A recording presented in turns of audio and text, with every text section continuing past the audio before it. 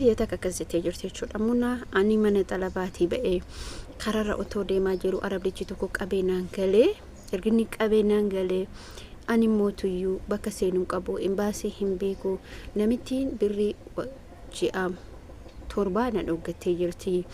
Akkamta akkamitti biyya kana amma moo isheenillee baay'ee tokko maatiin bira jirullee namittiin bira dalagu baay'ee natti qanyisaa jirti, natti aaraa jirti, natumaa jirti makka wantoota akkasii san dubbatte jechuudha.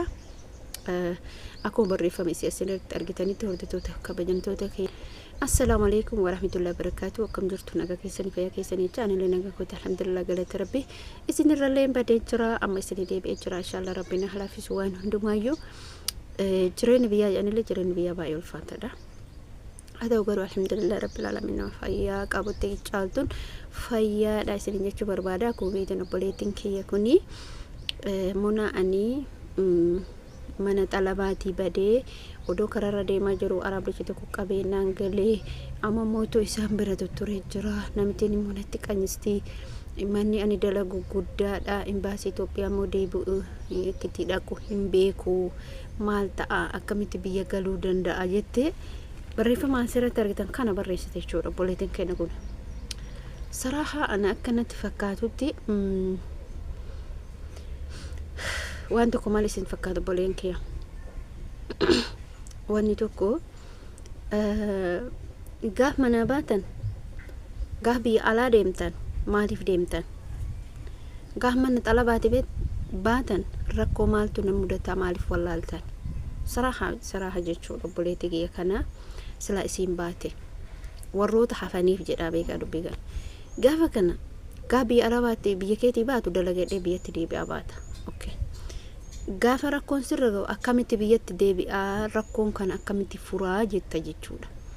Jarana kaayoo biyyaa baateef san hin dagatiin biyya namaa keessa akka jirtu hin dagatiin lammaffaa immoo baasaboortii akka harkaan qabne hin dagatiin sadaffaa immoo baasaboortii malee eenyu akka biyyatti nama deebisu hin dagatiin kamu si'ii mucattii amma kana dhiisiti abbaan fedhe abbaan feemasoota asirraa kana onlaayinoota irraa kanaa yoo ta'e baasaboortii tokko malee mattaawaqaa tokko malee yookiin iqaamaa tokko malee biyya namaa keessa jiraachuu gonkumaa hin danda'amu.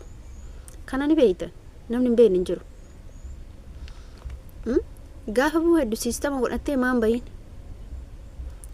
gaafa bu'u hedduu siistama godhattee ulaagaalee kee waa hundaa guuttattee bakka baasaboortiin jiru waa hunda tooyattee maan bahin maan rakkoo qaba. Rakkoota qabu gaafas akkas goote jechuudha. Garuu immoo har'a erga wanni badee baasaboortiin hin qabdu mattaawaqaa ta'e iqaamaa takkaayyuu hin qabdu akkamitti biyyatti galuu dandeetta. Namichi gaaf sanatu biyyatti si galchaa siin jedhee ture. Innu immoo hin beeka. Innu jiraatama biyya sanii ta'ee yoo madhalatama biyya sanii ta'eeyyuu baasaboortii yoo hin qabaanne biyyoota biraa socho'uu gonkumaa hin danda'u. Gonkumaa hin danda'u. Maaliif hojjetanii namni waraqaa eenyummaa baasaboortii malee biyya biraa tasaafaruu hin danda'u. Ati zeegaa biyya biraa dhiisi. Ati zeeginatiin kee eenyummatiin kee biyya keeti. Itoophiyaan dubbata baasaboortiin kee Itoophiyaadha. Yoo baasaboortiin qabanne akkamitti kaatee biyya galuu yaadda hin danda'amu obboleettiiti. Garuu saraaha wanni siidhamu akka obboleettiiti ati tokkoffaa yoo dandeette koppii baasaboortii yookiin koodii baasaboortii yoo qabaatte baafachuu hin dandeetta. Gaafa kana qabaatte immoo rakkoota kan qabu maaliif hin baafatte jechuudha. Hin baafattaa gara biyya keetitti dhufuu dandeetta. Baasaboortii san baafattee ulaagaalee isaa guuttee amma koppii sanii yookiin immoo koodii baasaboortii san yoo qabaatan baasaboortiin birrii guddaadha malee nama baya. Baasaboortiin ala malee biyya tokko socho'uun hin danda'amu.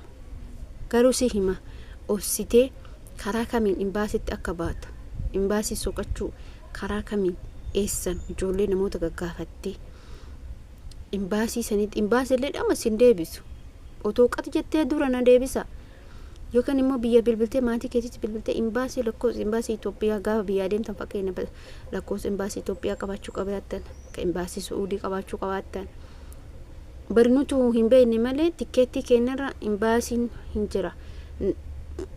deebi'a malee warroota isin fudhatan sana maqaan namicha sanii bakka wanni hunduu jechuudha. Kun immoo maatii kee biratti hafuu qaba waraqaan sun jechuudha. Waraqaa saniin immoo deebi'amee si soqama. Gizee tokko jechuudha mucaa wayii baddee jirti. Ollama keenya maatiin isii jechuudha. Isheen garuu baadiyyaa garuu warri firri ishee ollama turan. Xinxinsanii jechuudha. Sakandii waloon ture mucattiin sun Suudii keessa Riyaad keessatti badda.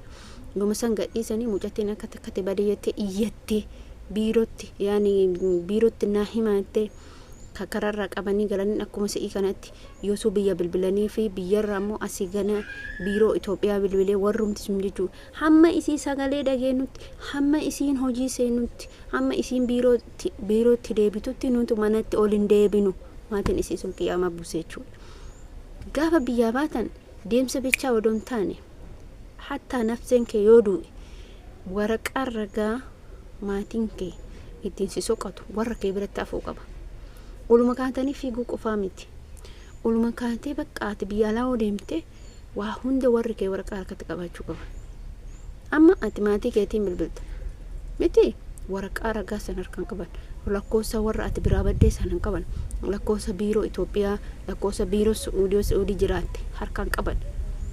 Kun sirrii miti. Kun hin ta'u. Gaafa biyyaa baata waa hundaa qopheeffadhaa baa. Senegal gaafa biyyaa baatu waa hunda qopheeffadhu bahe. Inni maata ijoolleen keenya jechuudha. Roon hara biyyaan baabaate. Yookaan immoo akkanumatti fiiliin amma mucaan kun rakkoo hamaa keessa jirti.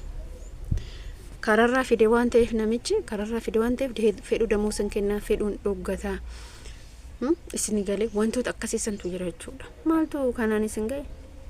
Dalaga bakki hunduu dalaga gabbaatee alam bayi keessattuu hin badin. Baddee hin dalagin gonkuma baddee hin dalagin. Wallahi sitti haa hafu jechuudha. Baddee dalaguu manna ila gubattee mana san ubsitee mana san amala taatee dalaydee buluu si wayya. Wallahi dhasee. Ati amma galgala ganama fakkeenyaaf maatii keetiitti booyaa akkana na godhan jechuudha odoo baattanii baay'ee dansaadha. Maaliif wanni maatiin kee cingituuf hin jiru. Imman kee boottee hojjette aramni gaaf takka wayi geetti si dhiifti. Akka takka fayyima bootta yookiin ji'a lama sadii bootta. Inni guddaan immoo hojii keeti. Hojii keetii hojjete taanaan isaan bara akkasuma beekamaadha. Manni hun guddata daa'imman hin baay'atti. Qanyeen hin baay'ata danda'uudha. Kontiraata kee xumurattee biyyatti galtaa gaaf kaanii dhumatti dubbii maaltu isin hin ga'e. Kan isin jechuu barbaada hordoftoota kabajamtoota kiyyaa viidiyoo kee asirratti hin dheeressu asuma irratti hin dhaaba hamma viidiyoo kanatti walitti deebinutti nagaannaa tura jajjabaadhaa boleen kee rabbiin isin bira haa jiraatu of eeggannoo cimaa godhaa isiniin jedha. Assalaamu alaykum warahmatullahi wabarakatuh.